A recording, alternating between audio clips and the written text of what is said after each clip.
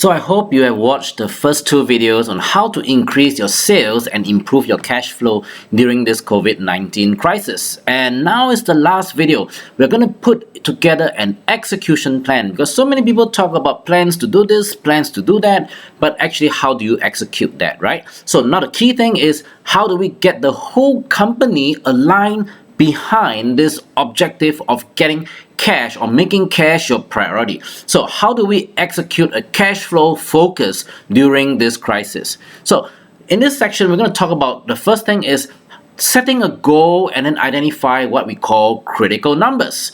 And then after that, how do we identify key actions that will drive these numbers?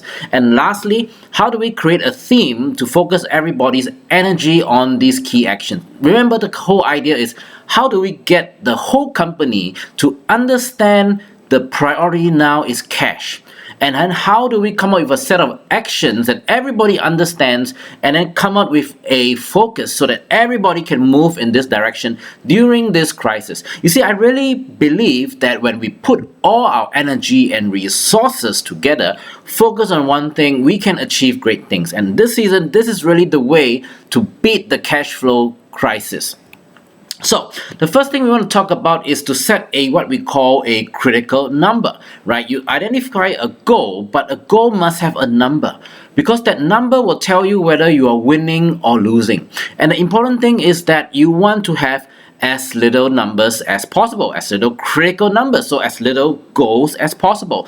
And then after that, you focus on actions. You break that goal into numbers and then the numbers and actions, and it should look something like that. Okay, so this is a simple diagram that I use to help my customers to understand that every time you want to set a goal, you need to put a critical number. And then this critical number has to be broken down into 3 critical actions that will drive this goal or help you achieve this goal. Because remember, KPIs or goals or outcomes or whatever you want to call it, they don't happen on their own, right? Goals are always an outcome of actions, and the key thing here is to really breaking it down to actions that people will understand. So in this particular example that I've been talking about, this client of mine, the business advisory firm, one of the 3 critical numbers for this quarter regarding cash is to collect $13 million in accounts receivables in quarter 2. Quarter 2 is coming now. That's the end of March. We're going to April. They need to collect $13 million back in AR collections. So this is very simple. It's a goal, and the goal has a number, $13 million. And then we break this down into 3 different actions that is simple enough for everybody to follow up. First action, roll out incentive plan to create to 100 customers every week, right? So in video number 2, we talk about creating that crisis management package. So how many customers do we want to talk to in a week? How many customers do we need to share about this crisis management plan as an incentive to pay up, right? So the number is 100. So again, for every action, you must have a critical number. So goals, you have critical numbers. Actions, you also have critical numbers, so people know what you are shooting for. Second action, follow-up calls within 24 hours for every customer. So every customer should be contacted within 24 hours to see if they want to take on this crisis management package and pay up, right? Remember, there's an action that must be taken and there must be a time frame. And second is to update collection report every day by 5 p.m. Because remember, this is a race, right? We are a race against time. We want to know that we're doing what we're supposed to be doing. So they will have to get this report on how many clients are taking up this crisis management package and paying as a result every day in 5 p.m. So if we know that this every day there's a certain number of people paying up, how many more do we need to go? So it becomes clear how do we need to run this race. So a very simple diagram that I've showed you here is something you can do on how you can take a goal for your cash flow, put a critical number to it, and break it down into 3 critical actions. Why 3 only? Because anything more than that is not a priority, right? So there are many things that you need to do, but you need to identify what are the top 3 things that everybody has to get behind and do it on a consistent daily or weekly basis to achieve your goal. So top 3 actions. These 3 actions are simple and clear, and everybody knows that it has to be done. So after you have identified the numbers, the goals, and the actions, the next thing is to set a theme, right? What is a theme? Theme is something easy for everybody to focus on. So you want to focus the energy on solving the problem, right? So give them something that will catch their attention, simple enough for them to follow, and easy to align their energy and focus on. So the theme is to make it easy for people to understand what is the number one thing. So in this particular company, the number one thing, we need to collect $13 million in quarter 2, right? So make it fun, easy to remember, and reward driven. So I want to show you an example of one company that I've worked with, and it's not this business advisory company. This is a pharma company, and they, towards the end of the year, needed to hit their sales target because they were behind. Now remember, sales is one component of cash, right? But you got to get the sales in, and they realized that the usual sales team of like 20-30 people is not going to be enough. So what did they do? They created this team called Fish Where the Fishes Are.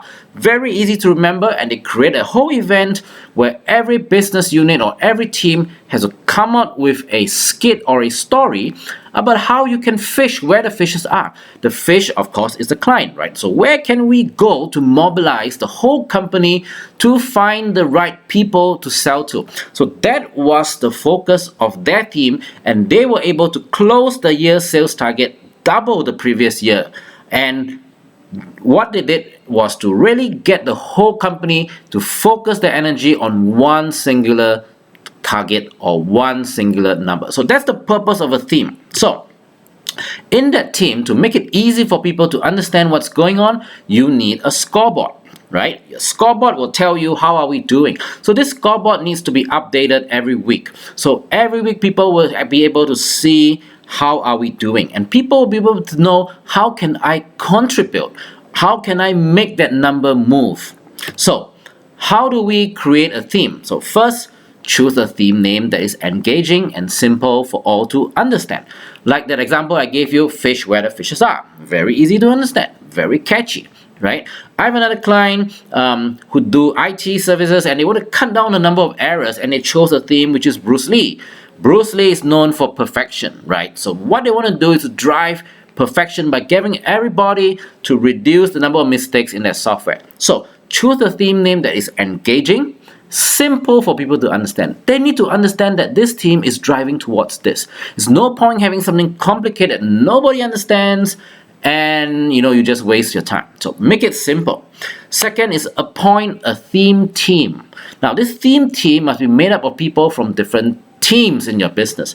The whole idea is you want them to contribute from many different angles, get the buy-in of the whole company. The key thing to making a theme work is the whole company aligns their focus to make it happen. So get everybody's buy-in. It should not be just all members of the senior management team in this theme team, because otherwise people feel this is top-down. What you want is to get everybody involved.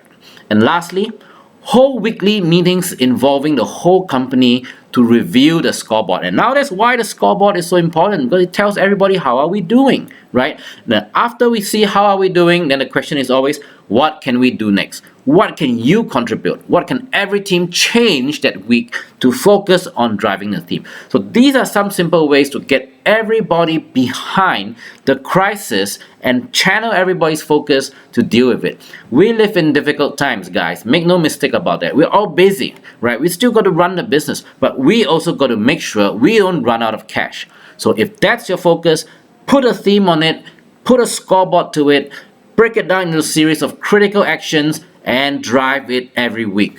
So I hope this will help you to get your cash flow, to improve your cash flow, change some bad habits in your cash, and go through and survive and to thrive even after this crisis. So once again, my name is Jeremy Han. I'm a scaling up coach. I work with CEOs to scale their business, and especially in this time, this difficult period of time, I believe we can still scale our business if we get this right. If we use this opportunity to change our businesses to make it better. So if you want more resources, if you like this video, there are more videos that I have on how to scale your business. Join our channel at Growth Catalyst on YouTube. Okay, so go to YouTube, subscribe to our channel, and you have access to all the videos. And if you want to get in touch with us, to talk to us more, find out more, get more resources from us, contact us at grow@growthcatalyst.com.sg. grow@growthcatalyst.com.sg. So thank you very much. I hope this short series has helped you, and I hope when I talk to even more clients and gain more insights, watch out for my videos, because I'll be sharing with you tips on how you can thrive during the COVID crisis. Thank you.